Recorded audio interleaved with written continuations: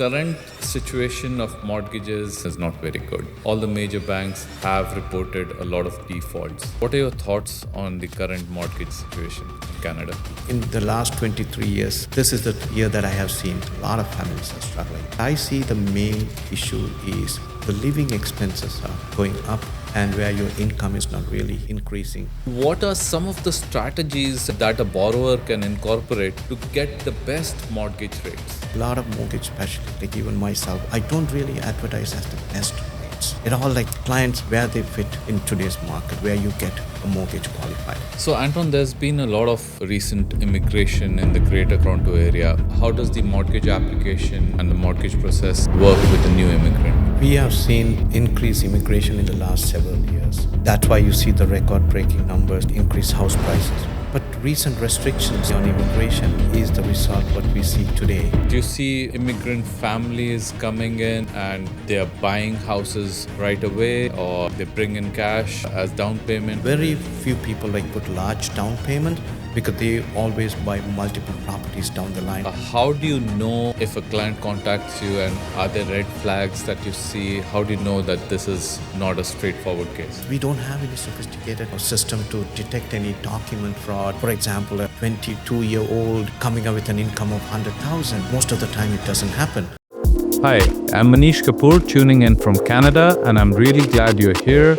This is where we sit down with some amazing minds, leaders, creators, and change makers to talk about the things that matter.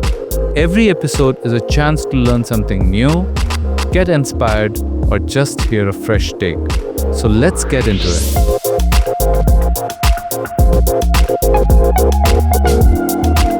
Today's guest is one of the most respected names in the mortgage industry, Anton Dharmaseelan.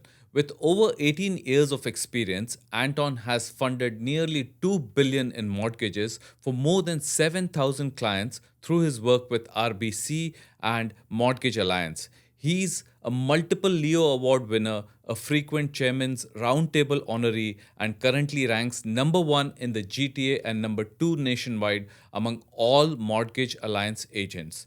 Known for his integrity and results, Anton has access to major banks, credit unions, B lenders, and private lenders. He's a trusted advisor and a powerhouse in the mortgage space. Let's talk to him.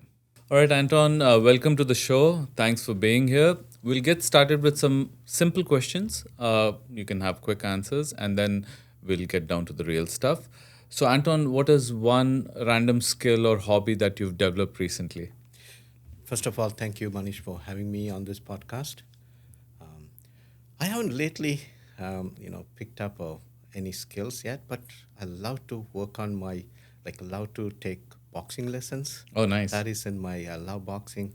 And also like to take some lessons on playing badminton. Yeah. I see a lot of people getting involved in it. Yeah. Sharpen my skills on my golf swing. So that's another one. So, just keep trying to take new things as in when it goes on. Perfect. It's a lot of physical activity. Absolutely. Awesome. And then what do you prefer, downtowns or suburbs? I love both. Really love both. Yeah. It depends sometimes on a day too. Yeah. Like on a weekend, sometimes you need a quieter place, Yeah. Or on a day where you want to be among the crowd, I choose the first one. But I love both. Both? Yeah. Perfect. And then what's your favorite social media app right now? By far, I love Instagram. Yeah. But I also actively follow Twitter also. Okay. And then I just actively involved in the Facebook postings as well. Facebook as well. Yeah. So, but favorite is Instagram, yes. Perfect. Great. So, Anton, tell me, how did it all start? You being into the mortgage industry for so long, what prompted you to get into this industry? Actually, by this June, it's like almost 23 years. I started in 2002, June. It's just a great journey so far. I love this industry. It's able to help a lot of people, getting their finances in place, owning homes. So I find that's a very privilege to be part of this profession. Yeah. How I got into this industry, I was working in the branch, and my job was 9 to 5 job. Working in a bank? bank. Okay. I was an account manager, so Okay. 8:30 to 5 o'clock Yeah. typical job. And I've been working in the banking always from the Yeah. day I got out of the school. I was in Okay. the banking. Yeah.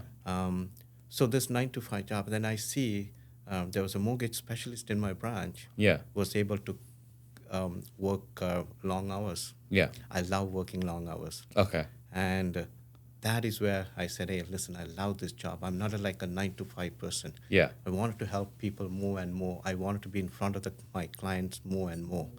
And that's where the whole thing started. Then I applied for it. First, it was rejected because I was new to Canada. Okay. And this is entirely, as you know, a commission sales job. Yeah. I didn't have connections, contacts. I have been sending my resume every Monday to all the sales managers until they say, don't send it. Yeah. Some managers call me very far, Barry, even saying, hey, your resume looks good, but, very far for you. Yeah. But eventually, I got a lead from a friend of mine was saying, hey, they are hiring in the city where you are in Mississauga itself. Why don't Yeah. you give it a try? Yeah. And I went for the interview, and they hired me on the spot. That was in June 2002. Wow. And from there onwards, I'm still working long hours. I know that. And still working long hours, allowed to be in front of the clients. Yeah. Love assisting them, keep my time available more and more for them. Yes. Obviously, I have my personal time too, but I try to always keep myself available for my customers, Is there any special skill you need as a mortgage agent? Like you should be good in maths or certain subjects? To be honest with you, math was not a good subject for me, to be honest. Yeah. But the passion, what you wanted to do Yes. on this job, you understand the numbers easily. Yeah. The honest intention, like what you wanted to do in this job for your customers. Yeah. End of the day, honest opinion on customers, give the right information to the customers.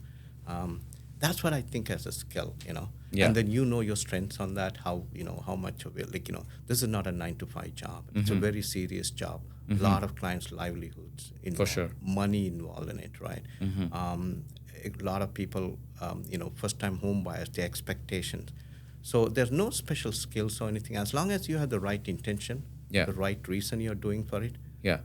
that's all I think is, I have seen there are successful people in different ways, but I find it myself, the intention that keeps me going, continue to going. That's great. So someone who's not really good in maths or finances, he can still do it and do it really well. Absolutely. Perfect. You've obviously helped a lot of clients, done a lot of deals. What are a couple of more challenging deals that you've worked on that you could share with us? Most of the deals are in today's market are very challenging, as you know. A lot of people are struggling, challenges every deal. I hardly get like cookie cutter deals nowadays. It's just everything. You have to spend a lot of time on a file, a lot of expertise, which is also helping us learning new things, keep learning, reading a lot of product with different lenders. I wanted to just one example, like one deal, like it was just a few years ago. That was a large deal. Yeah. We needed to get a $4.4 million mortgage, but there were 6 borrowers. Okay. So a lot of time we had to spend, but I was able to put it together in such a short time. I was able to secure an approval in just 2 business days. So it was a residential? It's a residential deal. Okay. But the client has been going around with the banks, Yeah. and taking so long. Yeah. And I was able to secure the approval in 2 days, subject to appraisal. Wow. So the client, like I was able to get that one. That one, I still remember that one. There's a lot of work involved, but I was able to secure it in 2 days from a major bank. Yeah. So, and the reward on this one, I find the reward is when a client call me or send a message saying thank you. Yeah. That makes my day. That I take it as a biggest reward on every file. Yeah, for sure. So Anton, you've won a few Leo awards. What is the meaning of a Leo award in the mortgage industry, and how come you won this? That is the highest honor from the bank for integrity. Okay. That is for the integrity. Yeah. And I won it multiple times, not once. Not many people win that. And that is from the fifth biggest bank in the world, and that is from the number one bank in Canada, and Amazing. that is from the biggest mortgage originator. Yeah. So I found that I was privileged and was humble to receive that multiple times on that one, and that is the highest award Yes. given by the bank for any employees, and that is for integrity, not for sales, just for integrity. Yeah, that's amazing, Anton. I know your work ethics. I know that you are a very professional, ethically sound mortgage agent, and I'm pretty sure you deserve this more than anyone else. And also the chairman's part, where the top 10 in Canada get to travel with CEO of the bank and share our ideas, learn from the peers, so that helped me year over year keep introduce new initiatives, look at different ways to year over year to improve your sales. Yeah. So that helped me. The chairman's round table club really helped me on that one too. That's great. Now, obviously, mortgage industry, there are many myths floating around. What are a couple of major myths that are there in the industry? The one thing I commonly hear is that mortgage brokers only do B deals or the private deals. Yeah. But that is not true. Okay. Mortgage brokers have access to most of the major banks or the prime lenders. Mortgages are done, the prime lending is done by banks, credit unions, insurance companies, or there are some mortgage companies only do prime lending. Mm-hmm. So we have access to prime lenders, as well as B and the private. So I had been hearing that very often. The moment they call, oh, you're a mortgage broker, so they think that you can only do B deals or private deals. I see. But we have access to almost every prime bank in the market. So when you get a mortgage application ready, do you send it to different banks and check if the borrower is approved, or do you look at the application and you decide which lender to first approach? Right. So the moment the information is collected, that will tell, which lender you fit in. Okay. So most of the time you fit in one lender or two lenders. Yeah. So when we collect the information, I don't shuffle around files here, there to many lenders. I know exactly where this deal fit. Yeah. The best lender for the client situation. Yes. So I look at the client situation and see which lender who would be financing them, and I only send it to that lender. Okay. We don't just send the file all the lenders or try it out. Yes. Maybe sometimes we see if it's a 50-50 chance, we may take a chance on two lenders, but we don't just send it to all the lenders. Okay. So just to clarify, what is a lender and what is a B lender and what is a private lender? There are a lot of so the A lending, what they call the prime, where people are fully qualified based on your situation, and the rates are the best rates available for them. These are mainly done by the banks. Mm-hmm. There are credit unions do that too. Like big banks like TD, RBC, all CIBC. all major banks. They are the A They lender. are the prime lender. They are one of the prime lenders. Okay. Though. They're not the only prime lenders. A lot of people think the banks are the only prime lenders. Okay. No, there are insurance companies such as Manulife. They are a prime lender too. There are, and also Industrial Alliance. They are prime lenders. Okay. And there are credit unions. Meridian Credit Union, Duca. They're all prime lenders. Bank is one of them. And is it they're prime lenders because of the rates that they offer? And you have to fully qualify. The ratios has to be in line. Yes, there are several exceptions, but the mainly the prime we go by the rates. I see. Yeah.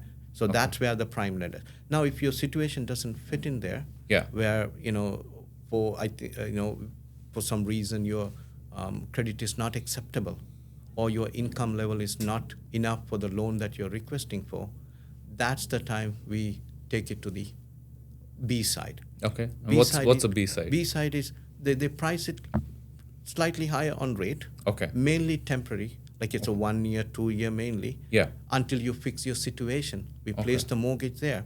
Yeah. And until once you fix it, we move it over. If you cannot still fix it, we'll continue to renew it there. Yeah. One of the main difference between the A and the B, other than the small difference on the rate, is the B lenders, they charge one-time lender fee Okay. of 1%. A lender does not charge that. A lenders don't charge. Okay. So B lenders, one-time lender fee, they charge 1%. How much is the lender fee? 1% of the mortgage amount they I charge. see. And it's one time. Okay. And the renewals are like done same as the banks. You don't have to again pay any fees to them. You simply get a renewal document.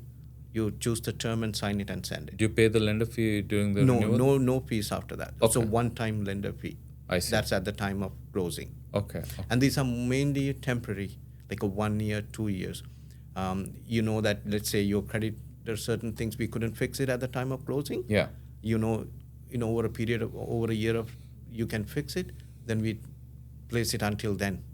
Okay. And then when the mortgage comes up for renewal, we check it, it's fixed, we'll move it out. Okay. Or you were working part-time, or your income wasn't enough, or and then you now got a full-time job and that income is enough, then we move it to the bank side. So this is just mainly on a temporary until they fix their credit or income issues. Okay. And what's the difference between a B lender and a private lender? Right. So now the B, where you don't fit in on the B side, Yeah. where your income is not even enough, still the B lenders look at the income to see whether you can afford this mortgage. Yeah. So now here also your income is not sufficient, Mm-hmm.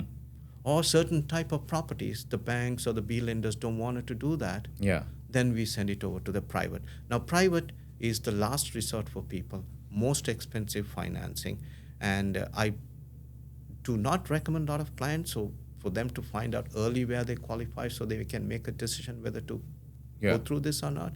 But private lending is the last resort Okay. and available. And also I want to mention that B lenders and private lenders, you need to have minimum 20% down payment or equity in the home. I see. They do not go anything less than that. Okay. Yeah, a lot of people think the B lenders or private, they will do with less than 20%. Most of them wouldn't do that. You require minimum 20% equity or down payment on it. Yeah. Okay. Now, And also one more thing on the Yeah. private lending, why I say most expensive is that, again, that is also very temporary in nature. Yeah. Right. We place it for a year or 6 months until your issues are fixed. And if those are not fixed, again you have to renew with the private lender. It will cost you again lender fees, a lot of fees. yeah. So And private some- lending is the most expensive. Most expensive. And they can refuse to renew also. Then you have to again go through this to qualify and pay those fees again if you don't qualify on the B side or A side. So when I place a client on a private, I make sure they have an exit strategy. Okay. You know how I just outline what is the reason you are getting this and Yeah. how you can get out during this 1 year period. So you basically prepare them to get better, move towards B or A lending in the future. Absolutely. Well, that's Yeah. pretty good. This episode is sponsored by Kapoor Law Firm, your trusted real estate law firm serving all of Ontario. Whether you're buying, selling, or refinancing a home or business, their expert team can guide you through every step. And here's a bonus for our listeners. Subscribers to this show can receive a one-time coupon for their upcoming closing. Visit thekapoorpodcast.com to claim yours. Now, Anton, what are some of the common tools and technology you use with your mortgage business? I'm not a tax savvy. Okay. Just to keep Okay. Yeah. my if you really look at my cell phone, I have very few apps.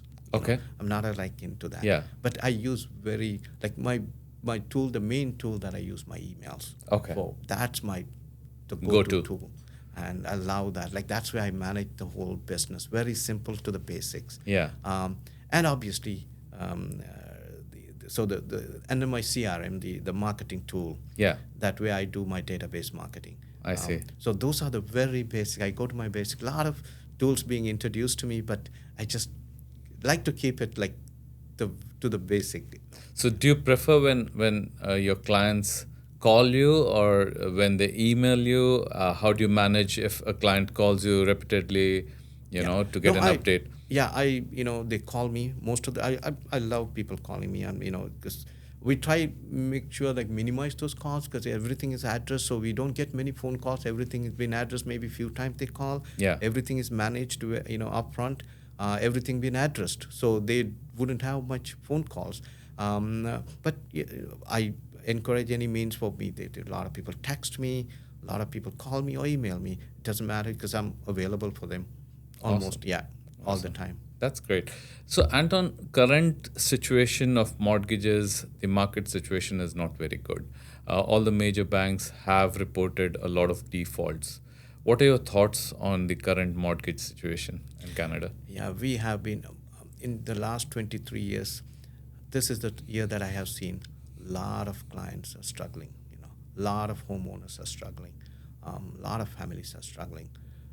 What I see the main issue is the living expenses are keep going up, and where your income is not really increasing to meet those expenses. Yeah. Um, I always tell a lot of people to look at your bank statement. That will give, to a certain extent, a picture how much money coming in and how much money going out, how Do much is people your do that? shortfall.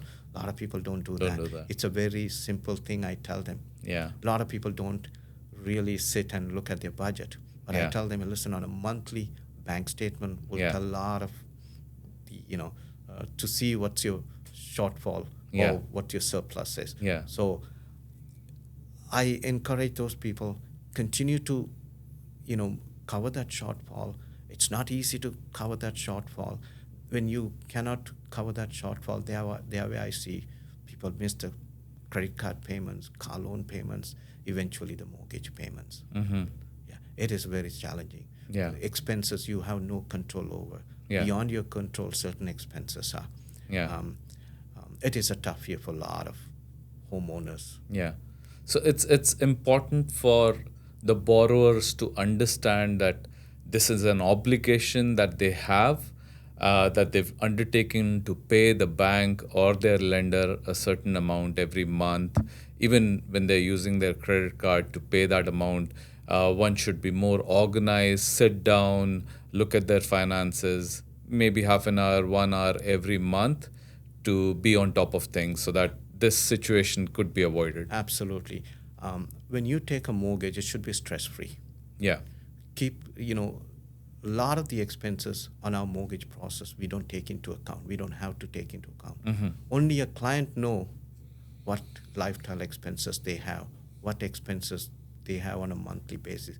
So when they take a mortgage, make sure that payment is very comfortable for them to make the payment, stress-free, Yeah. less stressful for them. So it's only the client has to make sure before they go through the whole process to find out what will be their monthly payment. So basically, not buying the best house on the street, but something that's more reasonable and is affordable, also taking into account the worst case scenario wherein they could lose a job or something like that. Exactly. I remember there was a long time ago. I was like a new immigrant come to the country, well-to-do. They got a job. That person got the idea of this mortgage and told me, Anton, even if I go on welfare, even I lose the job, it wouldn't happen. But even if I go through, I Yeah. wanted to keep my mortgage payment Low. very low, that even I can pay from my So assistance. he from was the well government. prepared. Well prepared. with the So worst that's case scenario. stress-free for them. They don't have to think about the mortgage payment. So they want to keep it on a very comfort level, the mortgage payment. Perfect. So, on that note, Anton, what are some of the strategies that a borrower can incorporate to get the best mortgage rates? It's like, if you really look at it, a lot of mortgage specialists, like even myself, I don't really advertise as the best rates. It all like clients where they fit in today's market, where you get a mortgage qualified. However, based on the client situation, we always look around first, secure a mortgage first, and then the best rate for their customers. And at this moment, we see a lot of uncertainties in the economy. We encourage a lot of clients at this moment look at the variable rate. And also when they look at it, they look at the spread or the difference between a variable rate and a fixed rate. Mm-hmm. And the margin at the moment is very small. So on an uncertain economy like this, most of the people lean towards the variable rate. Okay. The margin is very simple. Mm-hmm. And if your risk, depend on your risk tolerance, we encourage a lot of clients to look at the variable rate, because on an uncertain economy like this, we expect the rates to go down. And on a variable, it comes with a lot of flexibility. You can always convert into a fixed rate during the term without penalty with the same bank. Okay. So when you see the rates, stops at certain time before it goes up, and you see, hey, the rates are not going to go below this point, then you may want to convert and lock in. So even if you have a variable rate, you continually monitor the situation, the market, and then if you think that there's a good fixed rate possibility, maybe lock that. Correct. Yeah. When on a fixed rate, once you lock in, if you break it to change it during the term, it costs you more. Okay. But on a variable, without penalty, you can change it. Even you walk to another lender or another bank, the penalty is 3-month interest. So a lot of people in an uncertain economy, they be on a variable because they expect the rates to go down, or they can change it to a fixed rate anytime and lock in, or they can walk away with a 3-month penalty to another better deal. So a lot of people, if who monitor the market, their risk tolerance is reasonably okay, we encourage them. There are some people, they don't have the time to monitor, and they look at it, the margin is very small. They think the rates are not, even if the rate goes down, it's going to be a marginal drop. Yeah. They just lock in and move on. Okay. Because they know their payment is fixed for the next. They have peace of mind, they can prepare. So depending on what type of risk tolerance that you have, what type of time that you have to manage and monitor this, we recommend, and they know what is best for them, just lock in and move on. Amortization, should a client go for a 30-year amortization? First, can you explain what an amortization is? Amortization is how long you take to pay off a loan. So in a normal loan situation, not a mortgage, let's say you take a car loan. Yeah. You take a 5-year, so the loan will be paid off during that 5 years or 7 years. But mortgages are large, like $500,000 or $300,000. Mortgages are large. So if you have a short amortization, like 7 years or 10 years, your payment is huge. Yeah, monthly payment. Yeah. To spread it over 30 years, your monthly payment is very small. It's very affordable. Okay. So I highly recommend a lot of clients to take the maximum amortization, 30 years. So what are the available amortization So periods? you can go 25 years or 20, or you can take any below 30 years. Okay. But then your monthly payment. But even though you can afford a higher payment by going 25 years, I still recommend the client to be on a 30 years. Okay. And put that extra payment towards the mortgage every month. Okay. So prepay the principal. Right. So let's say on a 30-year mortgage, your monthly payment is $2,000. Yeah. But if you go 25 years, your payment is, let's say, $1,500. So $500, on a 30-year mortgage, let's say it's 2,000 and then on a 25 years it's higher. Okay. So let's say 2,500. So you can afford to pay that $500. Okay. I would recommend still go on a 30 years and put that $500 as an extra payment. But essentially still you're paying $2,500, but as two payments. One as your regular $2,000, another $500, same effect on interest cost over a period of time. Yeah. The benefit of this is that at any point you think this $2,500 payment is too much, you can tell them to stop that $500 extra payment. So you personally make that $500 extra payment? No, you can automatically set it up. Okay, like a pre-authorized kind of a thing? Okay, so with the bank? With the bank. Okay. So they will automatically take two payments. So you'll call the bank, the borrower calls the bank and tells them, I want to do a $500 prepayment every month, then the bank sets it up. Set it up like your regular mortgage payment, right? So the two payment shows there. Okay. And at any point your budget gets tighter for various reasons, you can simply tell the bank to stop that extra payment. Okay. If you don't do that, and let's say you go with a 25-year amortization with a $2,500 payment, in order to lower the payment, you have to go to the bank and go through the whole process again to extend the amortization. That's going to be a lengthier process for you. Okay. So I highly recommend people to go 30 years, keep the payment comfortable as possible, and continue to put the extra money. And another myth that I hear that you take, when you go on a 30 years, you pay a lot of interest. No, it is not the truth. You pay interest only for the period you keep the mortgage. Okay. let's say you take a 30 years, and if you keep the mortgage for 30 years, Yeah. then you pay 30 years of interest. Okay. You take a mortgage for 30 years, pay it off in 15 years or 20 years, Yeah. you only pay The 15 or interest for 20 those years years. of interest. You're not paying 30 years of interest. I see. So a lot of people think they don't want to go 30 years because they think they pay 30 years of interest. No. You can pay it off even during the 5 years, you can pay off the mortgage. Then Yeah. you only pay 5 years of interest. Perfect. So, Anton, obviously, currently the economic environment is quite volatile with US tariff and all that stuff. Do you think US tariff coming into the picture is the way the mortgage applications are worked on a little bit different? Are there any changes that you're aware of? We thought this is going to be a comeback year. Yeah. Last year we had a difficult year. Yeah. We thought this is going to be a comeback year. Bank of Canada started to reduce the rates, so we were we all ready for this year. Yeah. And all of a sudden, this tariff caught us off guard. Yes. We are seeing a lot of certain industries may get affected by that. So a lot of people are holding off buying the properties now or taking a mortgage. So that is really hurting the market right now.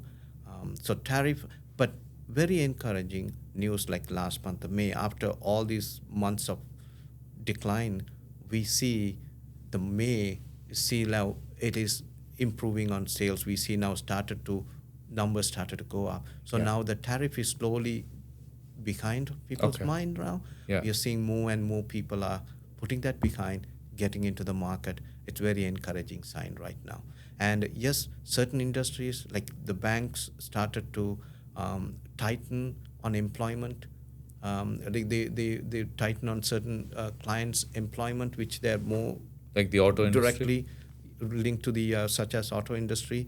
Their mortgages, they were very tightened on the ratios. Yeah. With some banks, but we don't see that much now. We see people are getting into the market. That is behind now. So someone working in the auto industry and has refinances coming up, do those ratios affect during the refinance?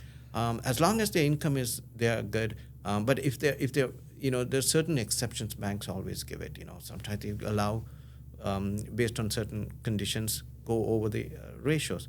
But certain industries like auto right now, they're very tight. They don't really allow us to go over the ratios. But again, we just find this is not with all the banks. It's very few banks.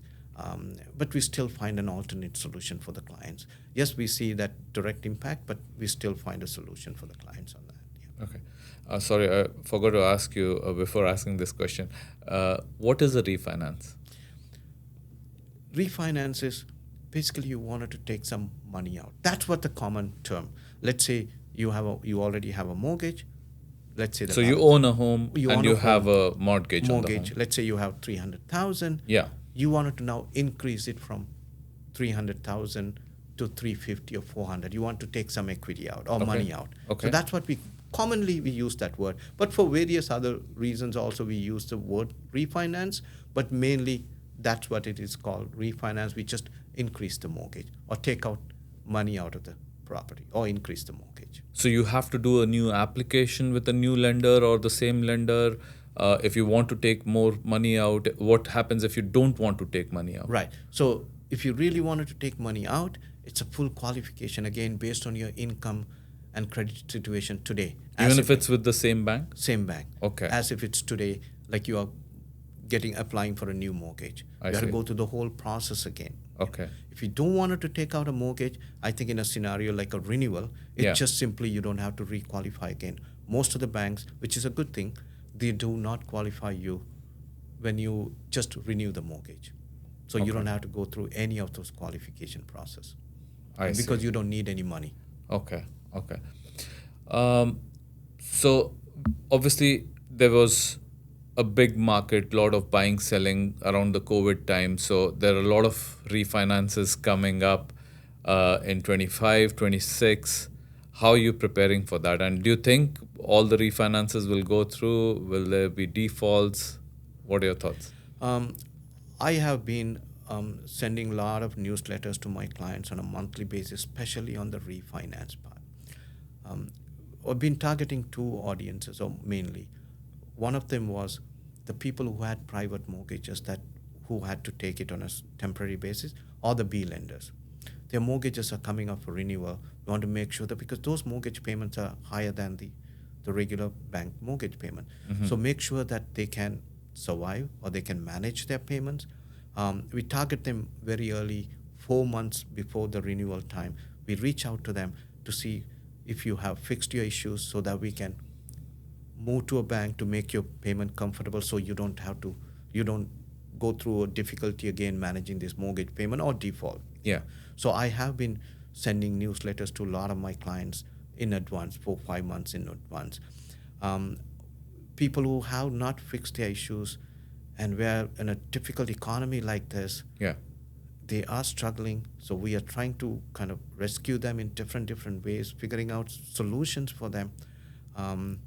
But it is very challenging for people, people who've taken mortgages those days and coming up renewals right now. Yeah, perfect. So, Anton, there's been a lot of recent immigration in the Greater Toronto area. What are your thoughts on that, and how does the mortgage application and the mortgage process work with a new immigrant?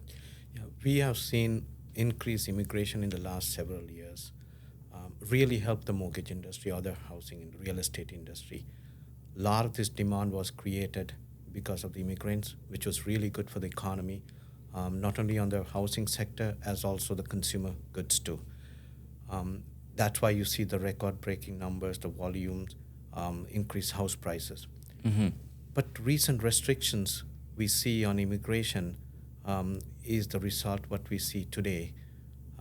Less demand for houses, lot of inventory. Yeah. Before we don't see inventories. Now you see somebody quoted the other day, we have the highest number of sales in Canada right now, the number of properties for sale. Okay. That they never seen before. Yeah. Yeah.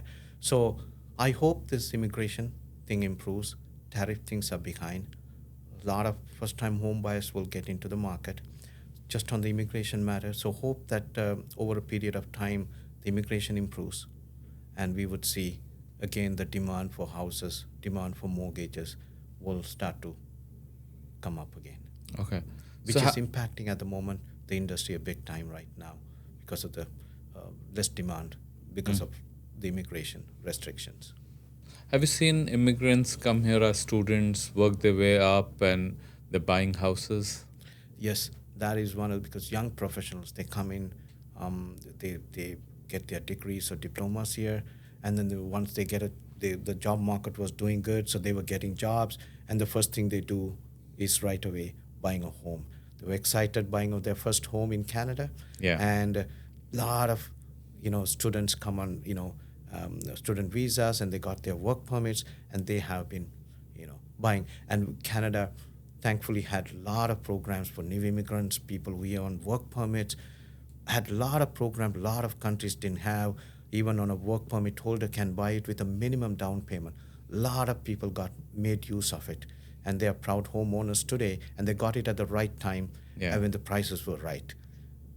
And then, do you see immigrant families coming in and they're buying houses right away, or they bring in cash as down payment or whatever?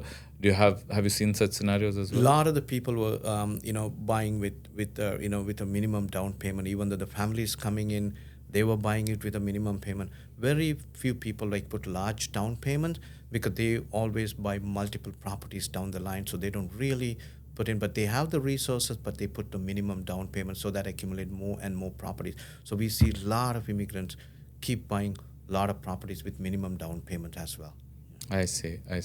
Now, Anton, regarding mortgage fraud, right? How do you know if a client contacts you, and are there red flags that you see? How do you know that this is not a straightforward case? I hardly come across mortgage fraud, to be honest with you. Yeah. Because my clientele is totally different. The leads coming in from very professionals and reputable clientele. So I'm in a market like that. But however, we see sometimes we get files, but we don't have any sophisticated programs or anything to detect anything. We just have to, based on our experience, we have to look at these documents. Yeah. What I do is, or what the lot of lenders encouraging us to do, that is, they look at the overall picture of a client's financial, your investments, your assets compared to the income that you declare or the income you make, and see whether it really fit, or makes sense, and your age and the income you make and your overall. So that's what we look at it and say, is there something, like, is there any red flag? Okay. For example, a 22-year-old coming up with an income of 100,000, Yeah. most of the time it doesn't happen. Or a young person having so much savings, Yeah. So we just ask few questions. I'm not saying it will not happen, but this is what we look at it more and more. So common sense and due Common sense diligence. approach is what, because we don't have any sophisticated system to detect any document fraud or anything.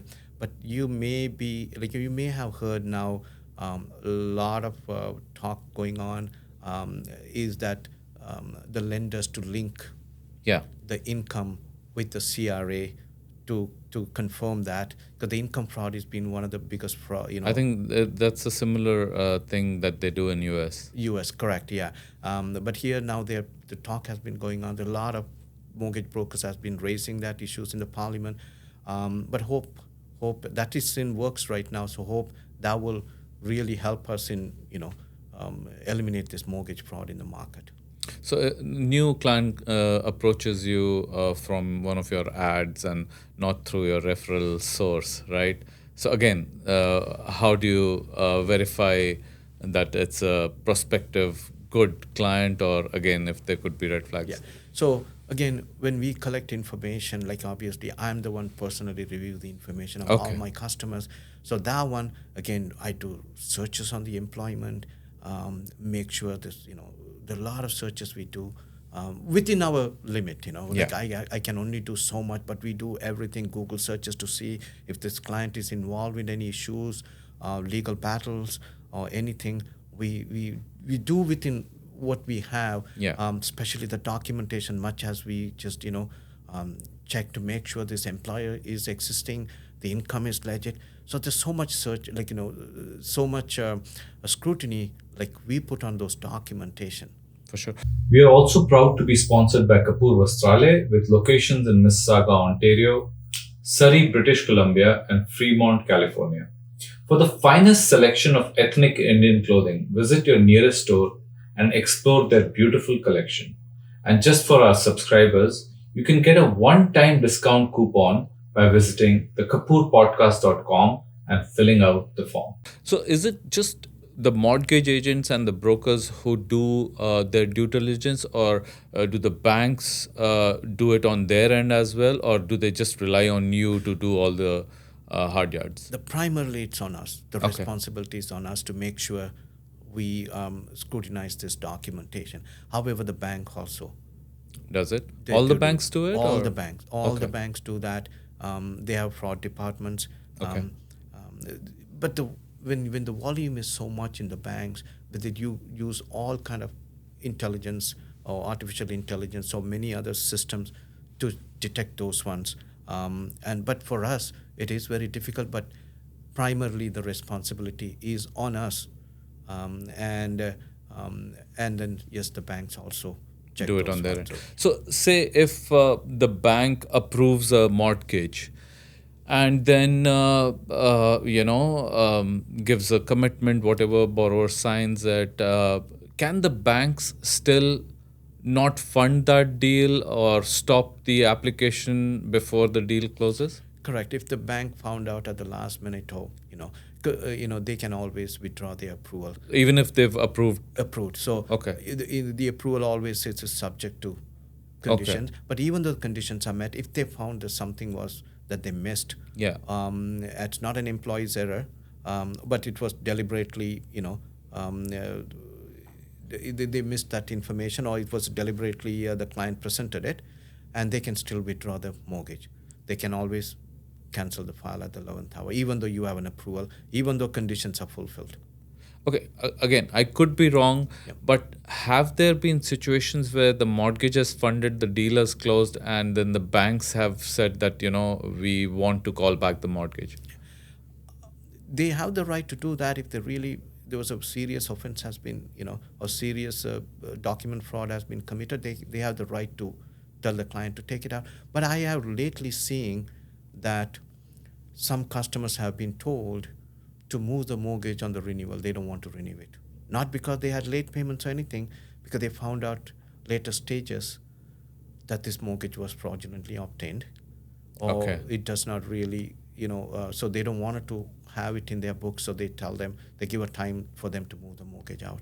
So I have handled few situations like that. So that is during the refinance period end, or No, is it during the term of the or mortgage. during the term of the mortgage? So let's say you have a 5-year mortgage, Yeah. and you're 2 years into the mortgage, and then the bank send you a letter saying, when the mortgage comes up for renewal in 3 years, we are not renewing, so move the mortgage out. Some lenders say that even during the term of the mortgage, break the contract, pay the penalty, and move out. They give the deadline too, if they're serious. So the banks can do that? They have the right to do that. Okay. And if the client's information is accurate, then they can go and dispute that. Okay. But if the client know that they have done something they shouldn't have done to get this mortgage, then they have no option but to move out the mortgage.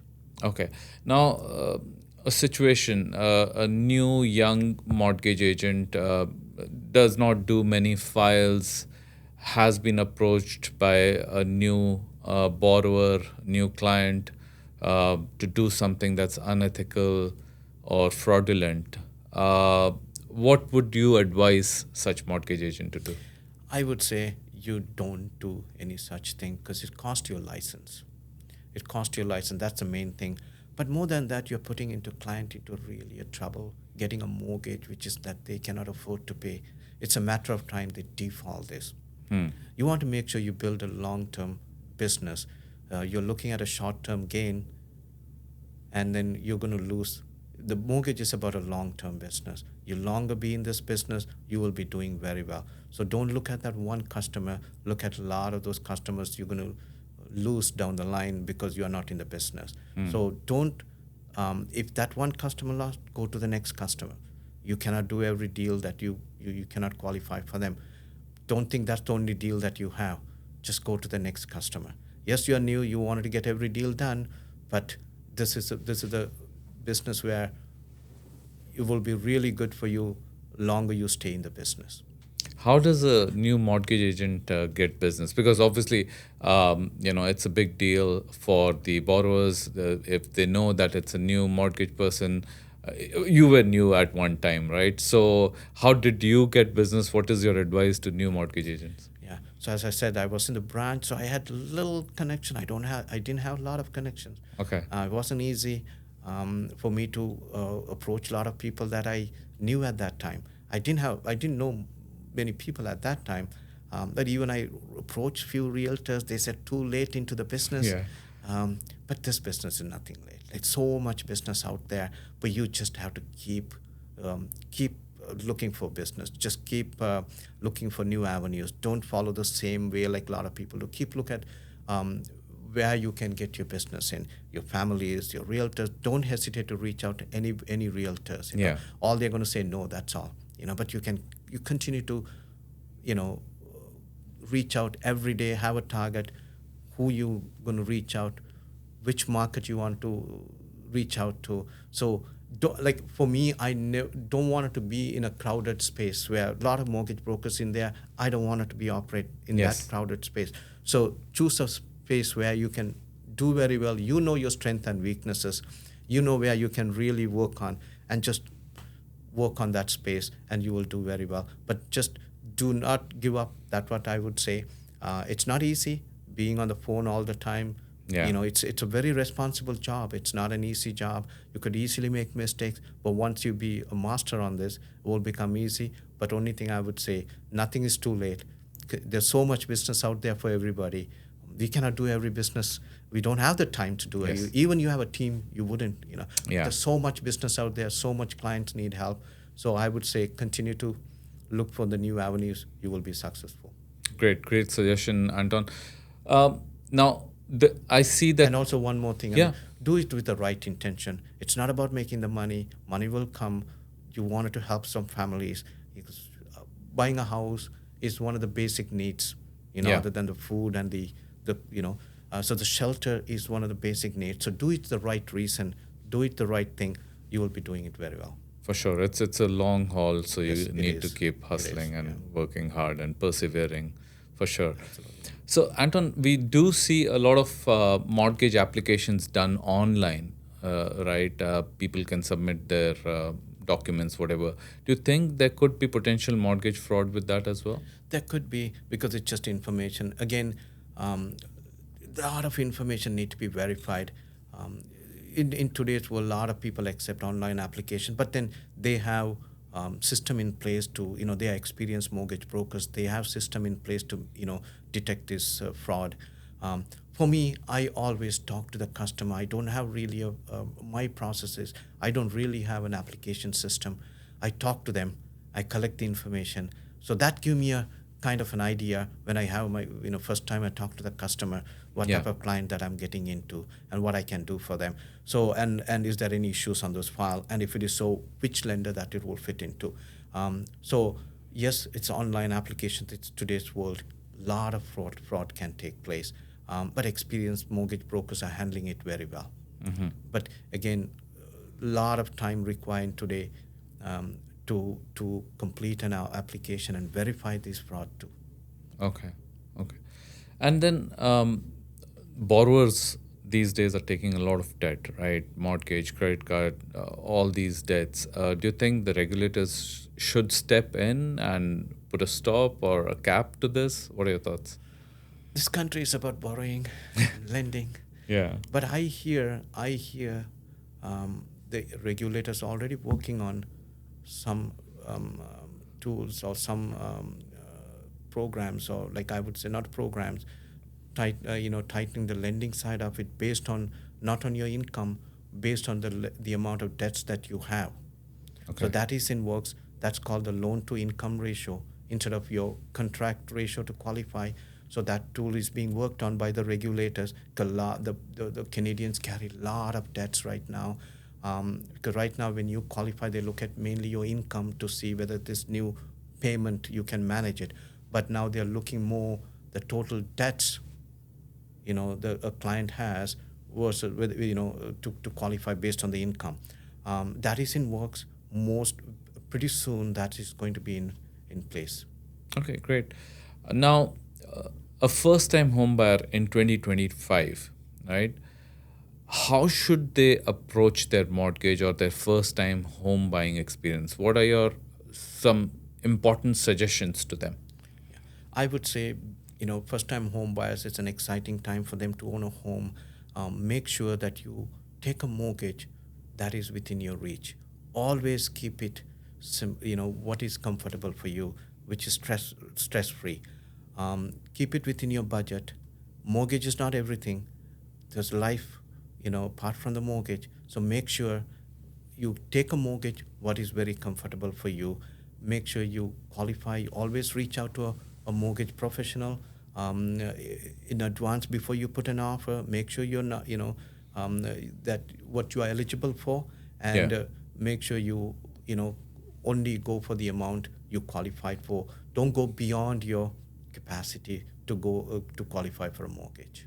Yeah, I advise sometimes a few people whom I know that a home buying process should first start with the mortgage agent and then the realtor, right? Know your finances, know what you can be approved for, then start looking at houses, because it could be quite dangerous. You look at a house, you really like it, and then you're trying to figure out whether or not you qualify. Very true. Yeah, Yeah, very true. Because I see sometimes people go and put an offer yeah, and then come for the financing. Then I ask them, how do you know you qualify for this property? yeah, And they say, well, they don't know. They thought they would qualify for anything. And another thing I hear from first-time home buyers, they think being a first-time home buyer, you qualify for anything and everything. yeah.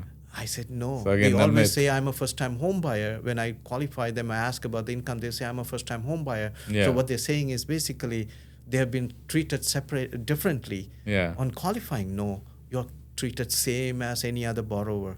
You're qualified same as any other borrower to make sure you can take this mortgage.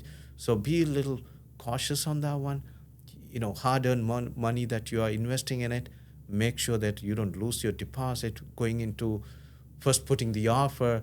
especially removing the conditions and firming up the deal and looking for a mortgage is very risky. So as you said, reach out to a professional mortgage person and make sure that what you qualify for. When a client reach me out, I can tell you in 2 minutes. It's not a long process. Only take 2 minutes to see how much you qualify for based on the numbers. It's not a rocket science for you to know. Yeah. Only 2 minutes. So I tell you precisely what is the mortgage you can get it. And you know how much down payment you can come up with. Yeah. And now, so you know the mortgage amount, you know how much you can come up with, add those two, that's going to give you the purchase price. It's a very simple thing. It's not a rocket science for you to know. All it takes 2 minutes on the phone. You don't need to go through the whole process to qualify. So I help a lot of people, a lot of clients that way. They don't see me on phone, just 2 minutes. That's it.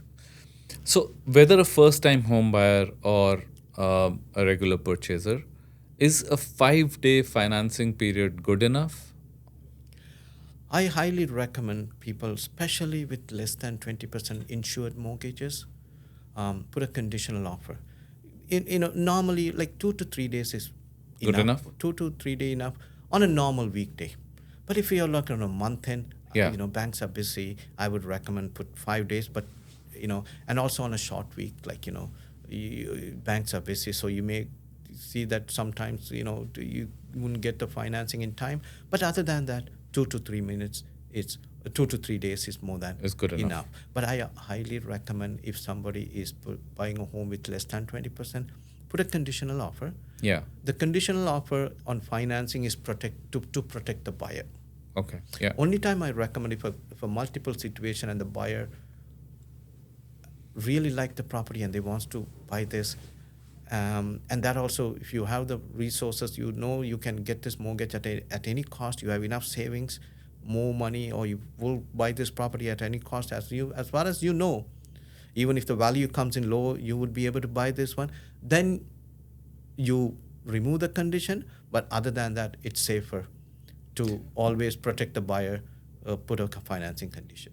Okay, perfect. And then sometimes a purchaser is buying with a builder, a new home purchase, and in that case, the builder could require a mortgage approval letter. So is that a possibility? How many days does that take? Does it need to be done through a lender? Yeah, so some builders require a letter. Some builders require a letter from a bank. Okay. Some builders require a full approval from a bank. Okay. On our broker side, we have like one lender will probably do it for a 12-month. It's a full process.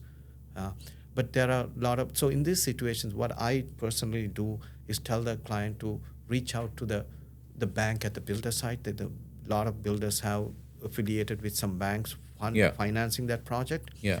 I recommend them to apply through them, but also reach me out 4 months before closing. Okay. To see if you can get a better deal, because most of the time the approval that the rate get locked in is much higher than a normal rate, obviously, because the rates are advertised everywhere is for a 90 to 120 day closings, right? So these rates are capped at a higher rate because that's closing in 12 months, 18 months. So, but I always encourage clients to protect themselves by taking approval with a bank. Yeah. But in case if you want to shop around, just call us 4 months before the closing, and we can always look for a better deals if can secure a better rate than what you have. Okay. And then, Anton, how do you think the market is changing with AI, coming in? How is your scope of work changing, or for any mortgage agent?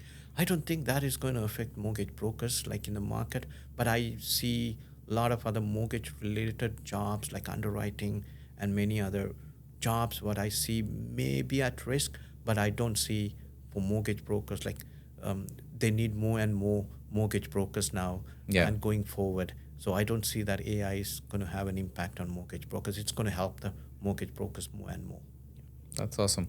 So, Anton, this has been great. Now, before we leave, any one piece of advice that you would like to give to the listeners? It could be personal, professional, lifestyle, whatever. Thanks, Manish. It was great having me, and thank you for this podcast. What I wanted to tell my clients or any audience listening to this, it is really good to invest in a property, but make sure you qualify, you take a mortgage which is stress-free. Don't compare with the others. What you can afford. What's your monthly payment that you can afford? Looking at a bank statement monthly will tell most of the time the story, what you can afford. So keep it within your budget. Mortgage is not the life. There are a lot of things you have to do in your life. There are a lot of things. Make sure this mortgage does not impact your lifestyle. Many things. Continue to work on improving your income, your profession. That's where you're going to make more money. So when you improve that, then you can invest, upgrade, and do very well on the real estate. Perfect. This has been great, Anton. Thanks for coming. Thanks, Manish. Thank you again. Right. This episode of the Kapoor podcast was proudly sponsored by Kapoor Law Firm and Kapoor Vastralaya.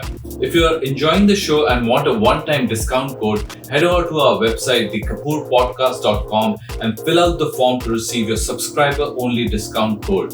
Whether you're looking for legal expertise or premium Indian ethnic wear, our sponsors have you covered. One more request to all of you, please do subscribe to the show and leave a comment to let us know what you think and how we can improve.